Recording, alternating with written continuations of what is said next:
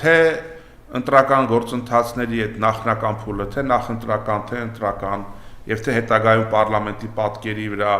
ազդելու համար այդ քրեական գործերի շքերթները եւ արդեն 1 ամիս է Անդրանիկ Թևարյանը գտնվում է ազատազրկման պայմաններում եւ ըստ էության, ըստ փաստաբանների գնահատողական խոսքի առանձնապես ոչ մի լուրջ նյութ չկա գնահատողական առումով, ոչ մի լուրջ հիմք չկա, այո, Նիկոլ Փաշինյանի հստակ հրահանգով է Անդրանիկ Թևանյանը այժմ գտնվում Երևան կենտրոն քրեակատարողական հիմնարկում, բայց պիտի ասեմ, որ ազատազրկման վերևից եկած պատվերով ազատազրկման այդ ուխտը շատերի դռանն է չոքելու եւ այդտեղ հոդված ամենևին էլ կապ չունի, ամենևին էլ կապ չի ունենալու թե որքանով է դա հիմնավոր եւ որքանով է հիմնազուրկ, եթե